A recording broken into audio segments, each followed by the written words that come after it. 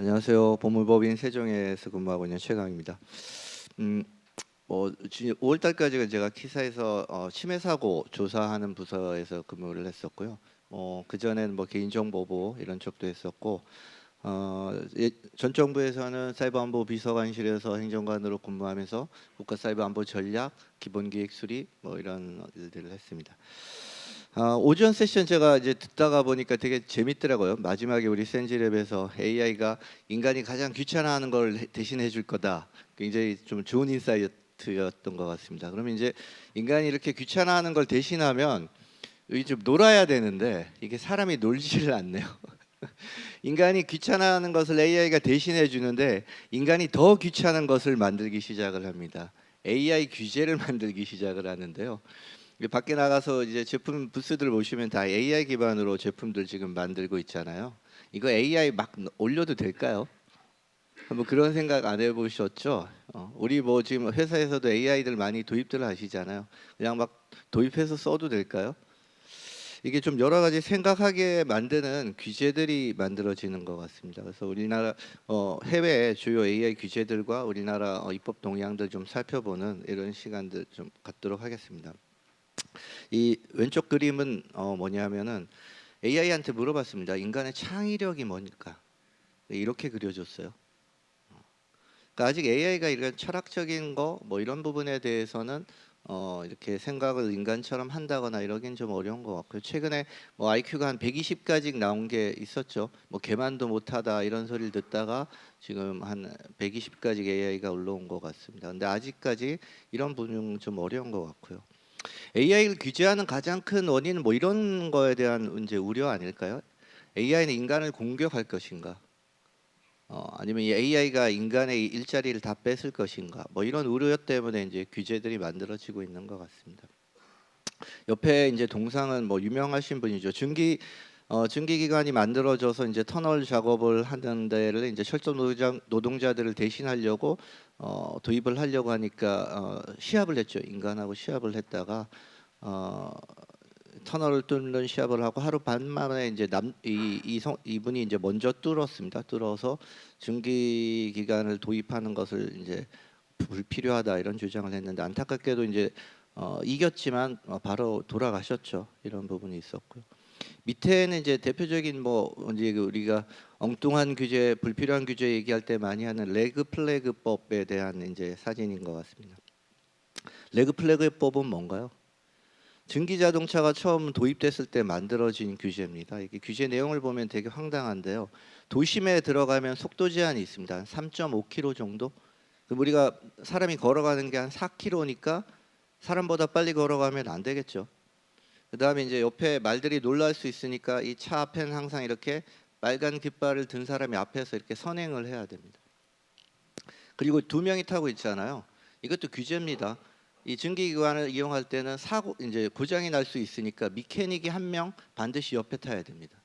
이런 이제 레그플레드법이 이제 만들어졌죠. 이거 그러면은 이게 자동차 탈 수 있을까요? 뭐 이런 이제 됐습니다. AI가 이런 우려를 만들고 있는 거 아닌가? 우리 생명을 위협하고 일자리를 다 뺏지 않을까? 이런 것 때문에 규제들이 만들어지고 있는데요. 이런 규제가 혹시 이런 말도 안 되는 황당한 규제로 이어지지 않게 조금 관심 있게 봐야 될 것 같습니다. 이유가 이제 AI 부분에 대해서는 이제 뭐 규제를 만들고 가장 먼저 이번에 이제 EU AI 액트가 도입이 됐는데요. 전 세계적인 규제가 가장 먼저 만들어졌습니다. 이유는 뭐 이미 GDPR 개인정보를 통해 갖고 여러분들 많이 들어보신 브루셀 효과를 톡톡히 누렸죠. EU 관련 법이지만 전 세계에 영향을 미치는 글로벌 규제 효과를 받습니다. 그래서 뭐 규제 부분에 대해서는 이유가 굉장히 좀 빨리 만들고 있는 상황입니다. 특히 뭐 미국과 이렇게 따져봤을 때 기술 격차나 이런 부분들을 어느 정도 본인들이 이제 회수하면서 따라갈 수 있는 방안으로 규제를 사용들 하고 있습니다. 이게 입법 과정에서 이런 것들을 공공연하게 밝히고 있거든요. AI 규제를 그냥 바로 만든 건 아니고요. 우리가 새로운 공간에 인간이 가면 항상 불안함이 있잖아요. 이 불안함을 해소하기 위한 방법이 뭘까요? 규범, 도덕 이런 것들을 만들기 시작을 합니다. 이회서도 마찬가지로 18년도에 정책 지침이란 걸 만드는데요. 이 정책 지침의 의미는 AI가 사회 전 분야에 광범위한 영향을 미치고 발전을 시킬 거라는 것을 강조를 합니다. 뭐 증기기관이나 전기처럼 AI는 세계와 사회 산업을 변혁시키고 있다. 전 분야에 영향을 미친다고 선언을 했고요. 두 번째 19년도에 윤리 지침을 만듭니다. 윤리 지침을 만들어지면 이게 인간이 지금 굉장히 윤리적인 것에 대한 반박이나 공격을 하기 어려워지기 시작을 하거든요. AI를 사용할 때 이런 게 기본적으로 지켜야 되는 윤리야 이런 것들을 만들기 시작을 하는데요. 뭐 이제 AI 같은 경우는 인간이 감독해야 된다. 인간이 감독하에 나와야 되고 기술적으로도 안전하고 견고해야 된다. 뭐 개인들의 사생활이나 데이터를 보호하고 거버넌스 체계를 만들어야 된다. 뭐 투명성, 다양성, 비차별성, 공정성 이런 것들을 윤리 지침으로 만듭니다. 이게 필요 없다고 얘기하기가 쉽지가 않잖아요. 그러니까 이거를 기반으로 이제 규제 작업들을 시작을 하고요. 글로벌 규제 작업들은 바로 하는 게 아니라 보통 국제기구나 이런 것들을 통해 가지고 그 동의를 얻고 이제 공고화하는 작업들을 먼저를 합니다. 윤리 지침을 기반으로 해가지고 국제기구 작업이 들어가고요. AI 백서가 이제 발행이 됩니다. 여기서 이제 이 AI 백서에서는 유럽이 이제 그 AI를 안전하게 사용을 하고 세계적 리더가 돼야 된다. 이렇게 리더가 되겠다는 것을 밝히는 것뿐만 아니라 시민의 가치관과 권리를 존중해야 된다. 이런 얘기들을 합니다. 어떤 시민의 가치관, 이유가 생각하고 있는 자유나 시장 경제에 대한 가치관이 지켜져야 된다. 이런 것들을 얘기를 하면서 규제 작업을 한 3, 4년 동안 계속 지속해 왔습니다. 실제 EU가 만든 이제 최초의 이제 AI 규제라고 얘기하고 있는 AI 액트 같은 경우에는 21년 4월달에 이에 집행위원회에서 먼저 초안을 만들었습니다. 집행위원 우리나라로 따지면 행정부 역할을 하는 뭐 이런 부분이 되겠고요. 이것들이 의회나 이런 것들을 통과하면서 이제 올해 8월에 실제 발효가 됐습니다. AI 액트를 한번 보신 적 있으세요? 한번 이렇게 읽어봤다 아니면 사이트 들어가봤다. 이거 요즘 이제 PDF 파일이 아니라 해당 사이트에 가면 이렇게 다 볼 수가 있게 잘 정리가 되어 있습니다. 여기 제가 URL을 걸어놨으니까요. 이거 한번 들어가 보시면은 되고요. 이 법률은 유럽 법들은 재미나게 이제 리사이틀이라는 앞에 전문들이 나와 있습니다. 한 180개의 전문이 있는데요. 각 조항과 이 법이 왜 만들어졌는지 아니면 우리가 의도하는 게 뭔지 여기 다 설명을 써놓습니다. 그래서 이 전문들을 꼭 같이 보셔야 되고요. 실제 법률 내용은 13개 한 113개의 조문으로 구성되어 있고요. 13개의 부속소가 붙어 있습니다. 각 조항별로 들어가시면요. 참고해야 되는 리사이틀 넘버가 하단에 다 기재가 되어 있고요. 그걸 누르시면 해당 리사이틀로도 바로 들어갑니다. 그래서 해당 조항을 보면서 리사이트를 같이 이렇게 참고로 읽어보시면은 충분히 이해를 하실 수가 있고 의도도 파악하실 수가 있습니다. 본문 구성을 이렇게 보시면은 1장은 뭐 보통 법들 만드는 것처럼 정의나 일반적인 범위 이런 얘기를 하고 있고요. 뭐 2장에서는 금지하는 AI, 이거는 법적으로 무조건 쓰면 안 되는 AI가 어떤 것들인지 얘기를 하고, 3장에서는 실제 규제의 대상이 되는 고위험 AI가 뭔지 이런 것들을 얘기를 하고 있습니다. 뭐 4장 문제, 특히 5장 같은 경우는 범용 인공지능 모델, 우리가 뭐 제너럴 AI 모델이라고 얘기하는 이런 이제 그 조항들이 들어갔는데요. 이게 집행위 초안에는 안 들어갔다가 이게 21년 초안 이후에 22년, 23년을 거치면서 생성형 AI 이런 부분이 굉장히 이제 사회적으로 많이 보급도 되고 이슈가 되니까 새롭게 담긴 조항들이, 이게 법 조항이 이제 계속 바뀌게 되는데요. 이런 것들은 이제 그 후에 들어갔던 조항들이 되겠고요. 마지막에 여러분들이 제일 관심 있어하는 뭐 벌칙, 과징금까지 쭉 들어가 있습니다. 이게 제정 목적을 보면요, EU 집행위가 이제 초안을 만들었을 때 이게 메모랜덤이 이제 붙어 있는데요. 거기에 보면 인공지능의 규칙은 인간 중심적이어야 한다 이런 얘기를 합니다. 그러니까 인간의 어떤 기본권을 보장하고 인간을 중심으로 생각할 수 있는 것을 만들어야 된다. 이게 굉장히 이런 얘기를 하기 시작하면 이 규제가 불필요하단 말을 하기가 굉장히 어렵게 됩니다. 그래서 세부적인 것으로는 AI 시스템은 안전하고 기본권 및 EU 가치에 관한 기본 법률을 존중하도록 보장해야 된다. 기본권 건드릴 수가 없잖아요. 인간이 갖고 있는 기본권을 제한을 하려면 어떻게 해야 됩니까? 이거 법률로서 제정이 돼야 이 기본권과 관련된 제한이 가능하거든요. 그래서 안전할 뿐만 아니라 기본권, 그다음에 EU가 갖고 있는 가치 이런 것들을 존중하게 해야 된다. 중국은 어떨까요? 중국도 이런 얘기를 합니다. 중국은 공산당의 가치를 존중해야 된다 이런 얘기를 합니다. 각 사회가 갖고 있는 가치를 존중해야 되니까요. 뭐 이번 같은 경우에는 투자와 혁신 촉진 이거 산업진흥과 관련된 얘기겠죠. AI 시스템에 적용되는 기본권 및 안전 요건에 관련된 기준 법률과 집행을 강화하겠다. AI 규제가 AI 법으로만 하는 게 아니라 관련 법에서도 이미 다 규제를 받고 있습니다. 이런 것들에 대해서 선언을 했고요. 합법적이고 안전하며 신뢰할 수 있는 인공지능 프로그램을 위한 단일 시장을 촉진하겠다. EU는 이제 뭐 경제 공동체니까 EU 시장 내에서 이런 것들을 촉진하는 것들을 담고 있습니다. 이런 것들이 이제 사실 법이 만들어지기 이제 초안을 만들어졌을 때 메모랜덤을 통해서 입법의 취지나 방향성을 이미 밝혔고 실제 법 1조 1항에는 이 법 왜 만들었는지를 이렇게 정의를 하고 있습니다. 내부 시장의 기능 개선 이게 철저히 자국 시장을 위한 법이라고 얘기를 하고 있고요. 인간 중심의 신뢰할 수 있는 인공지능 활용을 촉진하는 동시에 EU 내 인공지능 시스템의 유해한 영향으로부터 이게 좀 못하네요. 건강, 안전, 민주주의, 법치, 환경보호.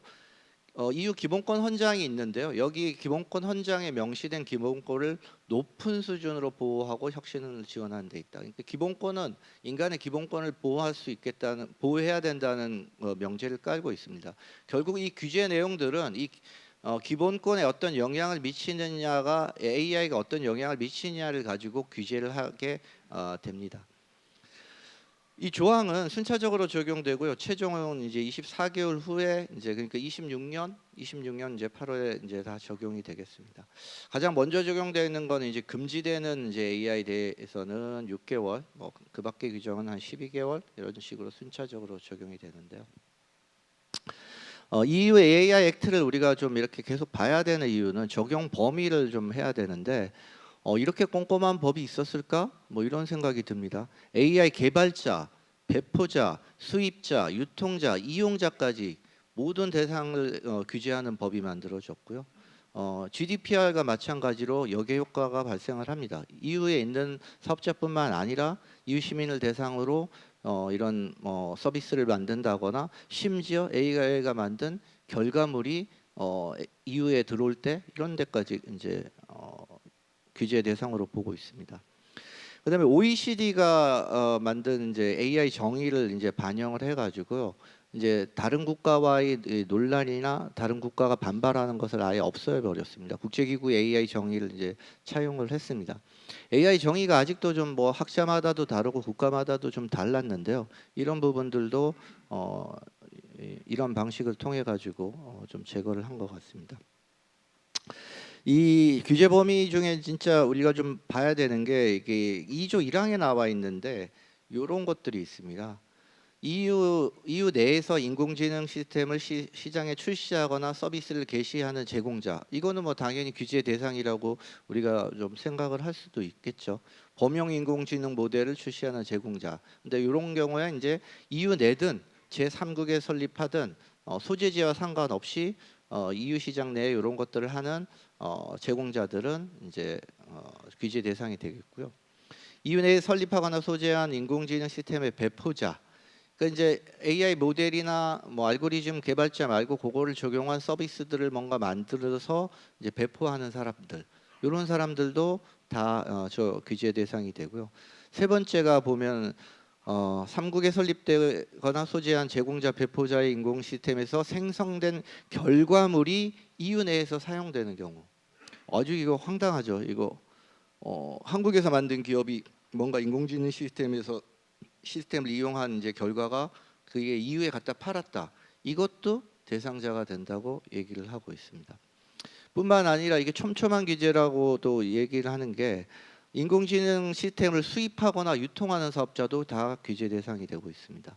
그리고 AI를 도입해서 자기 이름의 상표를 시장에 출시하는 제품 제조업자, 뭐 제품 만들 때 AI 들어가는 거 만드시면 그 제조업자도 이 법의 적용 대상이 되겠습니다. 뭐 여섯 번째는 이제 그 EU에 이제 대리인 설립하는 거고요. 일곱 번째는 EU 내에 위치한 영향을 받는 사람들, 이거 뭐 AI 쓰는 사람들까지 뭐 이렇게 대상이 되고 있습니다. 그럼 우리 보안 업체들 많이들 오신 것 같은데, 보안 업체들은 대상이 될까요, 안 될까요? 심각한 대상이 좀 될 수도 있을 것 같습니다. 이거 조금 뒤에서 한번 같이 좀 봐야 될 것 같고요. 적용 예외는 있습니다. 뭐 군사, 국방, 국가안보 목적, 이게 모든 법률에 이제 나오는 거죠. 이런 목적의 AI는 예외가 되겠고요. 법 집행이나 사법 협력을 위한 협정 기반의 제3국의 공공기관이나 국제기구, 뭔가 국가 간 협정을 통해 가지고 사법 집행이나 이런 거를 하기 위한 기관에서 사용하는 거는 예외다. 과학 연구나 단일 개발 목적의 인공지능 시스템도 예외로 인정해줬습니다. 시상 출시 전에 테스트하는 것도 예외. 그다음에 개인이 비전문적으로 활용하는 것도 예외. 마지막에 이제 재밌는데요. 무료 오픈 소스 라이센스를 사용하는 인공지능 시스템도 예외로 해줬습니다. 단 위험 범주에 해당하지 않을 경우, 위험이 없을 때만 예외입니다. 일단 그러면 사실 실질적인 이제 예외 효과가 있을지는 약간 좀 물음표가 드는 상황이고요. 그래도 의미가 있는 게 무료 오픈 소스를 예외로 이제 걸었다는 거 자체가 좀 의미가 있는 규제인 것 같습니다. AI 시스템은 뭔가요? 우리 오전에도 뭐 AI들 많이 하셨는데 AI 시스템은 뭔가요? 이제 EU가 정의하고 있는 것 중에 재밌는 워딩들을 우리가 좀 봐야 될 것 같습니다. 첫 번째가 이제 자율성.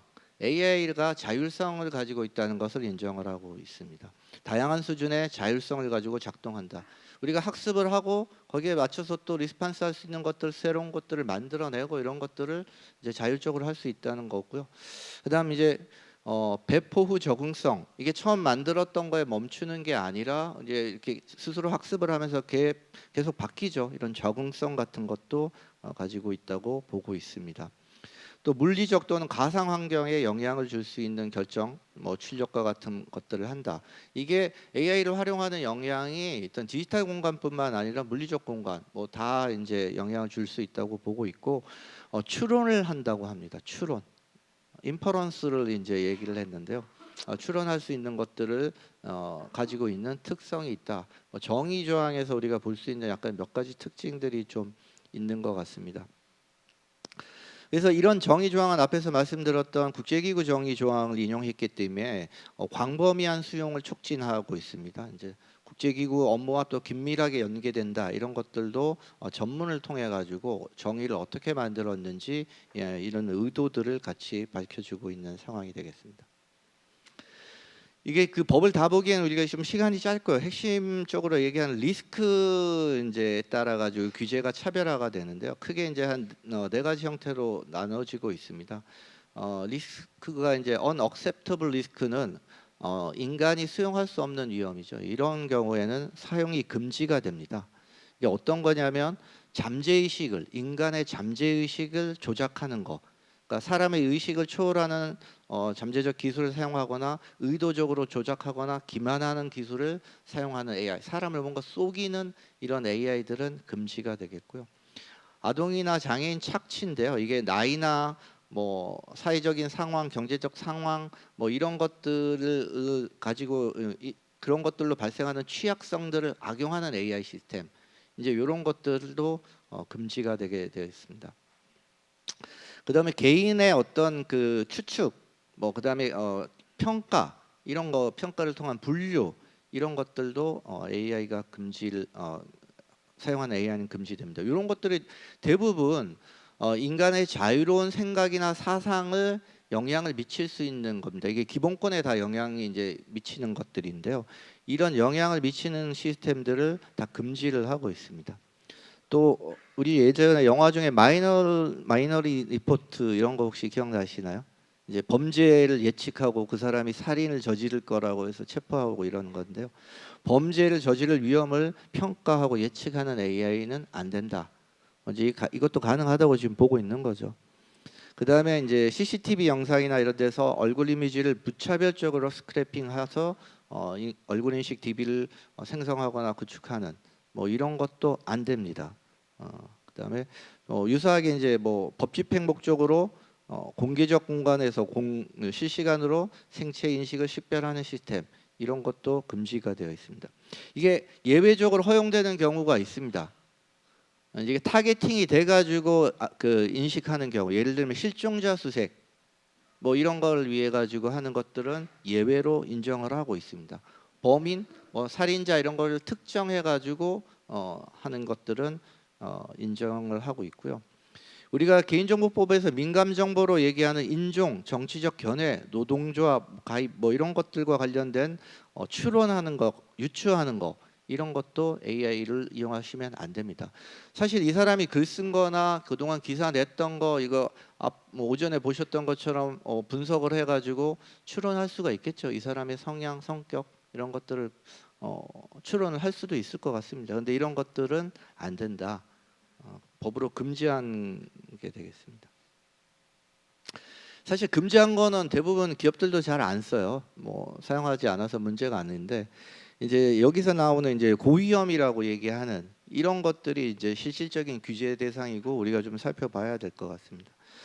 첫 번째 이제 고위험 대상으로 나와 있는 게 제3자 적합성 평가를 받아야 하는 제품. EU 같은 경우에는요. 이 법안 어펜딕스 이제 부속서 1에 보면은 이제 제품들이 규정되어 있습니다. 무슨 법에 따른 뭐 이런 것들 쪽이 있는데 그 제품들이 기계, 자동차, 전파, 의료, 심지어 왕구, 장난감도 있어요.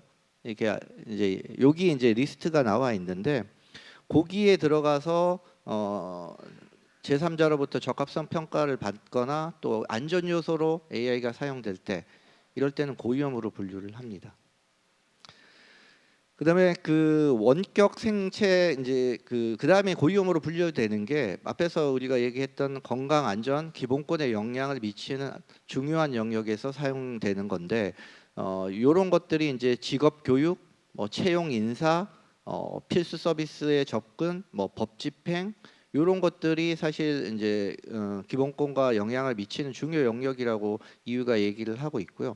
여기서 위험도가 높은 시스템들은 고위험으로 분리를 하고 있고 아예 위험도를 따지지도 않고 두 가지는 고위험이다. 원격 생체 정보 기반의 식별, 뭔가 원격으로 이렇게 사람을 이제 생체 정보를 이용한 식별 같은 거, 그다음에 기반 시설의 운영과 안전과 관련된 부분 이런 것들을 무조건 고위험으로 보고 있습니다. 여기서 우리가 생각해 봐야 되는데요. 우리 기반 시설에도 우리 사이버 보안 제품들 많이 들어가잖아요. 이거 운영 안전에 관련된 제품으로 보일 것 같은데 이때 AI를 쓰면 고위험이 되지 않을까요? 혹시 그 제품 개발하시면서 이거 검토해 보셨을까요? 이거 그럼 수출할 수 있나요? EU에? 뭐 이런 고민을 좀 필요한 시점인 것 같습니다. 이렇게 고위험으로 분류가 되면요 어마어마한 규제들이 발생을 합니다. 이 고위험으로 분류된 제품 서비스들에 대해서 요구사항이 8조에서부터 15조까지 쭉 나와 있습니다. 리스크 관리 시스템, 리스크 매니지먼트 시스템, 우리 ISMS, ISMS-P 뭐 이런 거 ISO 27001 여기서 많이 해보셨잖아요. 이거보다 어마어마하게 많은 문서를 요구하는 리스크 관리 시스템을 만들어야 되고요. 데이터 및 데이터 거버넌스와 관련된 체계도 만들어야 되고 기술 이런 것들을 다 담은 기술 문서를 만들어야 됩니다. 이게 하나하나 설명드릴 수 없어서 이제 기술 문서만 잠깐 예를 들면 부속서 6번에 나와 있습니다. 기술 문서에 뭐가 들어가야 되냐면 AI 시스템의 일반적인 설명, 의도된 목적, 버전, 제공자 이름, 소프트웨어와 하드웨어의 상호작용, 사용자 인터페이스 이게 너무 길어갖고 제가 다 못 써드렸고요. 그 다음에 AI 시스템의 요소와 개발 프로세서, AI 시스템의 모니터링, 기능 및 제어 정보, 성능 지표의 적절성, 위험 관리 시스템 앞에 이제 나와 있는 그 위험 관리 시스템이 어떻게 만들어지고 작동하는지, 생명 주기 동안의 시스템 변경 사항 일체 이거 다 기술 문서로 만드셔야 됩니다. 혹시 오전에 센즈랩도 AI 올리시고 다 했던데 기술 문서 만들어 두셨나요? 이게 어마어마한 규제가 사실은 있다는 것도 우리가 한번 잘 검토해 봐야 될 것 같습니다. 이런 기술 문서뿐만 아니라 기록의 보존, 배포자에게 투명성 요구. 배포자는 이제 개발자가 아니죠. 실제 서비스를 만들어 배포하는 배포자들이 있는데 이런 부분에 대한 투명성 확보와 정보 제공, 인적 감시, 정확성, 경고성, 보안과 관련된 세부 요구 사항들이 다 붙어 있습니다. 이게 우리 시스템이 고위험 시스템인지 판별하기 되게 어렵잖아요. 그래서 이유가 이거 리스트 작업을 계속하고 있습니다. 아마 한 2, 3년 정도 걸릴 것 같고요. 여기에 들어가게 되면 이런 요구 사항들을 지켜야 됩니다. 이게 앞에서 설명드렸던 제공자가 주 이제 대상이긴 한데요.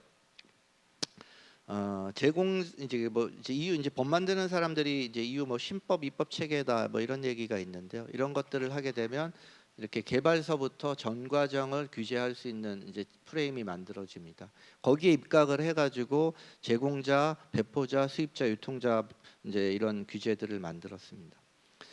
제공자만 살펴봐도 위 요건의 준수, 앞에 요구사항 1조에서 8조를 다 지키라는 얘기죠. 위 요건에 준수를 해야 되고요.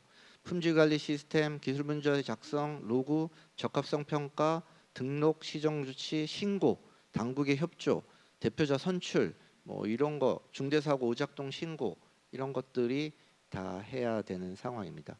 아주 세부적인 것들은 계속 지금 가이드나 이런 문서로 나올 것 같습니다. 이게 절차서나 세부적인 양식 이런 것들이 계속 만들어지고 있는 상황인 것 같고요. 뭐 수입업자도 뭐 보시면은 이제 이게 EU 쪽에서 뭔가 이제 AI가 적용된 것들을 수입을 하게 된다면 뭐 이런 이제 것들을 해야 되는데 적합성 평가를 받았는지 수입업자는 확인을 해야 됩니다. 그럼 이런 개발한 쪽이나 배포하는 쪽에서 이런 걸 받았는지 수입업자가 먼저 확인을 해야 되고요. 문제가 생기면 출시 중단 등 같은 것도 해야 되고 정보 제공, 보관, 운송상 유의사항, 뭐 당국 협조 이런 것들이 같이 붙어 있는 상황이 되겠습니다. 이 영역에 나와 있는 모든 시스템이 사실 고위험으로 분류되지는 않습니다. 이게 위험도가 낮다고 하면은 고위험이 아니라고만 입증이 되면은 빼주는 필터 시스템이 적용이 되어 있어요. 해당 분야에 적용된 서비스라도 위험도가 낮다 이거 입증하면 되는데 이 입증 책임은 사업자한테 있습니다. 그럼 사업자가 AI의 위험도를 평가를 해야겠죠. 기본권에 어떤 영향을 미치는지 시스템은 얼마나 안전한지를 사업자가 평가해서 규제 당국에다가 이래서 우리는 고위험이 아니에요. 이렇게 해야 되는 상황이 되겠습니다. 그다음에 이제 제한적 위험과 이제 최소 이제 위험이 있는데요. 최소 위험은 이제 자율적으로 사업자가 할 수 있게 풀어줬고요. 제한적 위험인 같은 경우는 투명성 의무가 대상이 되어 있습니다. 이제 뭐 개인정보들 하시면서 투명성 이런 얘기 많이 들어보셨잖아요.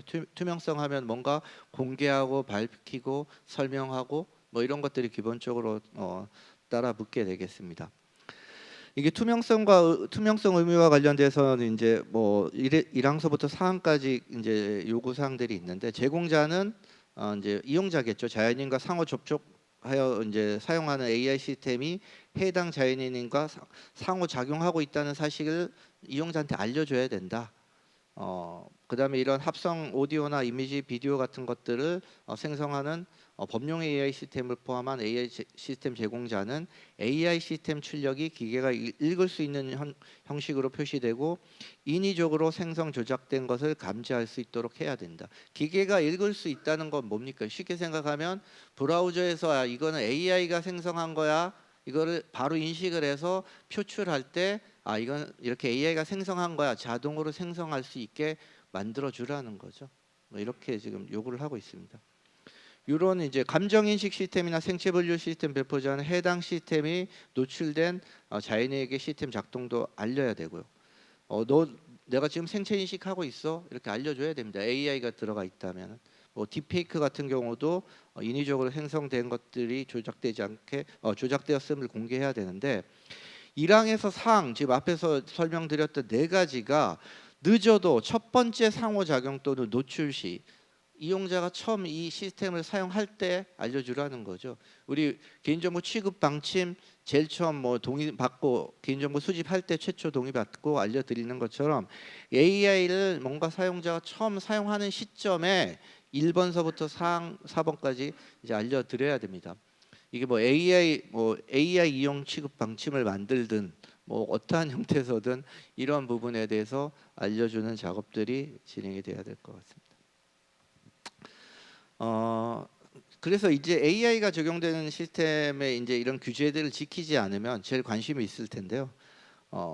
금지한 거 AI를 사용하시게 되면 3,500만 유로 또는 전 세계 매출의 7%, GDPR이 전 세계적으로 브루셀 효과를 누렸던 거는 전 세계 매출의 4% 때문이었는데 이건 7%까지 올라갔습니다. 이거 기업들 입장에서 굉장히 부담되겠죠. 이제 금지는 우리가 잘 지킨다고 쳐. 그러면 이제 실질적인 규제라고 얘기하는 고위험일 때는 어떻게 되느냐? 고위험과 관련된 의무 사항을 위반하면 1,500만 유로 또는 전 세계 매출의 5%. 이것 역시 GDPR보다도 높습니다. 실제 고위험 쪽에는 굉장히 여러 가지 테크니컬한 요구 사항들이 많이 있기 때문에 규제 당국에서 사고나 위반 조사를 나갔을 때 이런 부분에 많이 적발이 되거든요. 개인정보 같은 경우에는 안전성 확보 조치 위반으로 많이들 적발이 되시잖아요. 사고가 나서 조사를 받으시면 이런 것도 AI도 문제가 생겼을 때 조사를 받으면 이런 요구 사항들 위반이 발생할 소지가 굉장히 큰데 이게 최대 이제 5%까지 가능하다. GDPR보다 세다 이렇게 보시면 될 것 같습니다. 고위험 AI 같은 경우는 시장 출시 전에 배포자 같은 경우는 인간의 기본권에 어떤 영향을 미치는지 기본권 영향 평가해야 되고요. 제공자 같은 경우에는 AI 의무 규정을 준수하고 충족되었는지 적합성 평가를 해야 됩니다. 시장 출시 후에는 실제 제품이 출시 후에는 이러한 사항들을 계속 유지하고 있는지 준수 의무가 또 있죠. 생성 로고 같은 경우에는 최소 6개월, 법 미준수 사항 발생 시 즉시 시정 조치도 하고 관계기관에도 통지를 하고 AI 오피스 이번에 만들어지는 거가 협력을 준수하고 입증할 수 있는 모든 정보와 문서를 제공을 해줘야 됩니다. 굉장히 세죠. 전 생명 주기 동안 성능 안전성도 모니터링을 해야 됩니다. 안전성뿐만 아니라 성능도 계속 모니터링을 해야 되고 기본권 침해와 유발하는 중대 사건이나 시스템 장애 발생 시 규제 당국에 보고 결국 이제 신고 의무가 발생을 한 거죠. 뭔가 장애가 발생을 했을 때 아니면 기본권 침해 요소가 발견이 됐을 때 규제 당국에 이제 신고를 해야 됩니다. 중대한 변경 사항 발생 시 적합성 평가를 다시 실시를 해야 됩니다. 뭐 메이저 업그레이드 하기 전에 이거 적합성 평가를 해야 되는 이렇게 된 상황인 것 같습니다. EU 액트는 지금 이제 정보 이제 EU 쪽에서 만들었지만 실질적으로 EU 규제로서 이제 보다는 글로벌 AI 규제로서 처음 이제 규제 형태로서 만들어졌기 때문에 더 좀 관심 있게 보고 있고 앞에서 잠깐 설명드린 것처럼 너무 영향도나 규제 범위가 큽니다. 그래서 이게 조금 우리도 아직 세부적인 것들이 계속 만들어지고 있는데 관심을 갖고 우리 제품 개발이나 서비스 배포에 신경을 써야 되는 상황인 것 같습니다. EU가 이것을 포기할 리는 없다. 이미 GDPR에서 브루셀 효과를 톡톡히 누렸기 때문에 인공지능 규제로서 글로벌 영향도를 높이려는 시도를 계속할 것 같습니다. 미국은 이제 어떻습니까? 미국은 이제 규제보다는 이제 시장 경쟁이나 기업들 자율 규제 형태를 많이 선호를 하죠. 대표적인 게 AI 관련해서는 AI 리스크 매니지먼트 프레임워크 니스트에서 만든 거 많이들 보셨을 것 같아요. 일반적으로 이제 리스크 매니지먼트 프레임워크들 많이 사용을 하시는데 AI와 특화된 것들을 이제 만들었습니다. 23년 이제 1월달에 만들어서 릴리스를 했고요. 그래서 AI를 개발하거나 설계하거나 배포하거나 사용하는 조직이 AI 시스템과 관련된 리스크를 어떻게 관리해야 되는지 네 가지 필러의 이제 통제 항목들을 통해 가지고 적용할 수 있도록 만들어줬습니다. 요거는 이제 미국이 이제 발표했던 2020 국가 AI 이니시티브에 따라서 니스트에서 개발을 했고 연방정부 배포 목적인데 이게 다른 민간에서도 다 사용을 할 수 있습니다. 그래서 정부뿐만 아니라 일반적인 조직에서 사용할 수 있는 형태로 만들어 드렸습니다. 그 전에 이미 23년 7월에 이제 EU가 이런 법을 만들기 전에 이제 그 주요 IT 기업들이 모여가지고 이런 이제 스스로 자율규제 형태를 만들었죠. 이 자율규제 형태의 대표적인 게 온라인 광고 이런 것들을 할 때도 기업들이 자율 규제를 만들어서 우리가 이렇게 스스로 준수할 거야 밝히고 미국 정부가 어느 정도 이런 것들에 대해서 인정을 해줬습니다. 똑같이 AI 기업들도 이런 거를 만들었습니다. AI 개발 주요 원칙을 이렇게 만들었습니다. 안전, 보안, 신뢰와 관련돼 가지고 이렇게 만들었고요. 세부 내용들을 보시면 EU가 하고 있는 것과 크게 다르지는 않습니다. 뭐 여러 가지들을 같이 이제 고려하고 있고 크게 다르지는 않는 형태로 나왔고요. 이제 조금 바뀌는 게 미국도 시장에만 맡겨놓지 않고 자꾸 정부가 직접적인 명령이나 이제 법들을 만들기는 합니다. 이그제큐티브 오더, 우리나라 따르자면 뭐 행정명령 뭐 이렇게 될까요? 이런 것들을 이제 23년 10월에 했고요. 바이든 정부에서 만든 AI 규제하는 첫 행정명령이 되겠습니다. 총 8개 부분으로 구성되어 있고요. 크게 내용들은 이렇게 보시면 될 것 같습니다. 기업 AI 개발 기업의 안정성 평가 여기도 의무화 이렇게 얘기를 하고 있습니다. AI 도구의 안정성이나 표준 마련, 콘텐츠 인증 표준 수립, 개인정보 보호 이런 것들을 지키라고 행정명령을 내렸습니다. 이유와 가장 큰 차이는 뭘까요? 이것도 규제지 않습니까? 가장 큰 차이는 뭘까요? 처벌 조항이 없습니다. 처벌 조항이 없다는 게 가장 큰 차이라고 볼 수 있을 것 같습니다.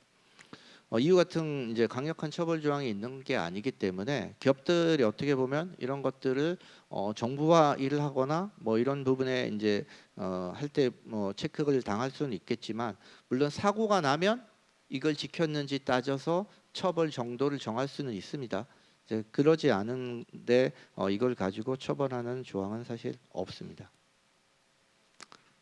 여기 이제 8가지 원칙은 제가 넣어드렸으니까요. 그냥 참고해 보시면 될 것 같습니다. 이게 다 뭐 이제 아주 좋은 얘기들이 다 들어가 있죠. 근데 8번 원칙 보시면 미국의 리더십 강화. 아까 EU는 뭐가 있었죠? EU의 리더십. 서로 이제 자기네 법이나 규제를 만들고 있지만 다 철저히 자국 이익을 위해서 만들고 자국 기술 환경과 경제 상황에 유리한 쪽의 법을 만들고 있는 상황이 되겠습니다. 중국 같은 경우는 AI법이 있을까요? 있습니다. 이제 중국도 나름 규제 분야에서는 꿈나무입니다. 여러 가지 규제들을 많이 만들고 있습니다. AI는 중국은 약간 좀 다른 어프로치를 하는데요. AI와 관련된 포괄적인 규제를 하는 게 아니라 이슈별 규제를 하고 있습니다. 뭐 딥페이크가 문제가 되면 딥페이크와 관련된 규제를 만드는, 알고리즘이 문제가 되면 알고리즘과 관련된 규제를 하는 이런 이제 이슈별 규제를 하고 있는데. 최근에 이제 생성형 AI 서비스 관리 잠정 방법 뭐 이런 것들을 만들었습니다. 23년 8월에 이게 나왔죠. 이게 이렇게 EU 액트 이제 한참 이제 논의가 될 때 이런 걸 만들었습니다. 여기도 적용 범위 같은 경우에는 이제 여기는 지금 해외 생성형 AI 서비스 제공자도 포함된다. 이렇게 밝히고 있죠. 외국에서 이제 중국에 서비스하는 사람들도 적용 대상이야. 단 대중에 제공하지 않는 산업단체, 기업, 연구기관들은 제외. 이제 일반인들한테 하는 게 아니면은 제외로 보고 있습니다. 여기는 안 적어드렸는데 또 재미난 게 중국법에 뭐 그런 게 있어요.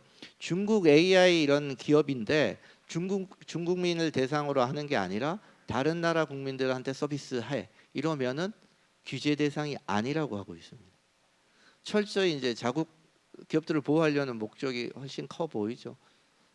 이게 중국은 또 EU와 다르게 재미있는 형태를 보여주고 있고요. 준수 의무도 여기 이렇게 있습니다. 보안 평가를 해야죠. 뭐 앞에 다른 나라 법들도 보안 평가들을 요구를 하고 있습니다. 안정성 평가, 뭐 신뢰성 평가 이런 것들을 하고 있는데 요런 게 붙어 있어요. 알고리즘 제출 변경 및 등록 취소 절차 등을 수행을 해야 된다. 알고리즘 제출하실 수 있나요? 이게 이제 가장 큰 규제 산맥이 될 것 같습니다. 이게 알고리즘 제출 변경 이제 의무를 어떻게 부과하고 어떻게 요구하냐에 따라서 해외 사업자가 중국 내에서 이 사업을 하기가 조금 어려울 수도 있다. 이 알고리즘 요구 사항이 어떻게 되냐에 따라서. 데이터 훈련, 라벨링, 콘텐츠 관리, 표기, 개인정보 보호 뭐 다 이런 것들을 하고 있습니다. 특히 이제 중국 쪽 할 때 좀 주의하셔야 될 거는 인터넷 보안법, 데이터 안전법, 개인정보보호법 이런 것들이 서로 물려져 있습니다. 조항들이 물려져 있고 데이터 안전법에 보면 내부 직원들이 불법 행위에 대해서 정부 당국에 신고를 요구하는 조항들이 있습니다. 직원들이 신고를 하도록 되어 있기 때문에 현지 사업을 하실 때는 그런 법률을 가장 주의하셔야 될 것 같고 중국이 갖고 있는 데이터와 관련된 3법의 그 제일 상위단에는 국가보안법이 있습니다. 그래서 국가보안법도 같이 연계를 해서 규제 분석을 하셔야 되는 상황이 되겠습니다. 우리나라는 뭘까요? 우리나라도 규제를 만들기 위해서 하여간 정책을 만들기 위해서 많이 노력을 하고 있습니다. 우리나라는 이제 과학기술정보통신부 개인정보보호위원회 방송통신위원회가 AI와 관련된 법률을 이제 만들려고 노력을 하고 있고 22대 출발한 지 얼마 안 됐죠. 5월달에 출발을 했으니까요. 22대 국회에 이미 인공지능과 규제에 관련된 법률이 9개가 올라와 있습니다. 9개가 올라와 있는 상황이 되겠고요. 21대 국회도 이미 9건이 이제 올라와 있었고요. 우리나라도 AI 이제 균형 규제와 이제 지능과 균형을 시도하고 있고 규범의 논의의 주도권을 확보하려고 우리가 주도권까지는 아니더라도 우리 자국 산업을 보호하기 위해서라도 국제적 논의에 적극 참여를 하고 있습니다.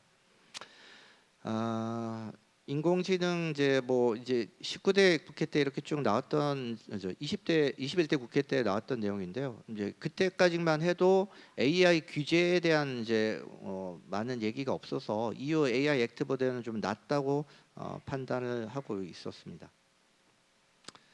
22대 국회에 들어와서 나왔던 주요 내용만 잠깐 보시면요. 생성형 인공지능 관련된 제도를 만들겠다. 생성형 인공지능을 정의하고 사업자의 사전 고지 의무.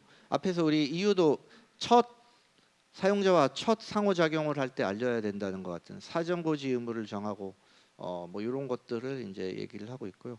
고위험 인공지능과 관련된 제도, EU가 리스크 베이스로 이제 규제를 만드는 것처럼 우리도 고위험과 관련돼서는 뭔가 좀 규정을 두고 시민단체 쪽에서도 이런 요구를 많이 하고 있죠. 이런 것들을 어떻게 위험도를 낮출 수 있는 의무 규정들을 담으려고 하고 있습니다. 산업 촉진 이런 걸 우리가 좀 정부의 지원책이나 인력 양성이나 이런 것들을 담고 있고 관련 부처들 내용도 담고 있습니다. AI와 관련돼서 AI법뿐만 아니라 다른 이제 법률에 또 이제 AI에 영향을 줄 수 있는 내용들이 이렇게 나와 있거든요. 이런 것들도 좀 같이 이렇게 보셔야 됩니다. 머리가 아프죠. AI법만 보기도 힘들어 죽겠는데 여러 가지 법률에 이런 것들이 나와 있는 것들도 같이 살펴야 됩니다. 지금 간단하게 우리가 EU를 중심으로 해서 주요 국가들 이렇게 살펴봤는데요. 인공지능 이제 규율 원칙 및 법제 정비 방향을 먼저 설정을 해야 됩니다. 이제 골고루 담긴 담지만 우리가 만약에 법을 만든다면 어디에다가 우리나라는 방점을 찍을지 좀 생각을 해야 됩니다. 인공지능 기술 부작용을 최소화하기 위한 어떤 규제 중심으로 갈 것인지 산업 육성을 위한 법률을 중심으로 갈 것인지 어떤 기본권과 관련된 윤리를 지키는 이런 것들을 이제 담을 건지 그런 것들을 통한 자발적으로 할 건지 강제화할 건지 이런 것들에 대한 사실 큰 틀의 사회적 합의가 먼저 필요합니다. 이제 다른 나라 법률이 나왔다고 그냥 따라서 만들다 보면 우리나라 법이 이제 갖고 있는 철학이나 보호 목적, 재정 방향 이런 것들이 희석되는 경우가 많이 있습니다. 조금 이런 부분에 대한 사회적 합의가 먼저 필요하고요. 정의도 잘 만들어야 될 것 같습니다. 이게 정의가 그냥 우리가 쉽게 생각할 수도 있겠지만 이 정의에 따라서 영향을 받는 서비스나 제품들이 크게 달라질 수도 있고요. 다른 나라와의 어떤 법적인 관계도 달라질 수 있기 때문에 이런 정의에 대한 고려 이런 것도 잘 생각해야 될 것 같습니다. 그다음에 의무 주체들 및 이제 규제 범위에 대해서도 이제 차별화해야 되는데 이거 우리는 어디까지 규제해야 되나요? 수입 유통업자 이용자 규제해야 되나요? 이런 거에 대한 고민 이런 것들이 좀 필요할 것 같습니다. 기본적으로 위험도 기반으로 접근을 해야 됩니다. 모든 AI 시스템을 규제할 수는 없습니다. 이제 진짜 우리 영향을 큰 위험도가 높은 시스템만 규제할 수 있도록 조금 노력을 해야 됩니다. 앞에서 쭉 말씀드렸던 뭐 그런 내용들이니까 한번 보시면 될 것 같습니다. 조금 내용이 많아가지고 제가 다 하는 설명을 못 드렸고요. 세부 내용들은 발표 자료를 좀 참고하시고 궁금하신 사항이 있으면 연락을 주시면 조금 더 설명을 드리도록.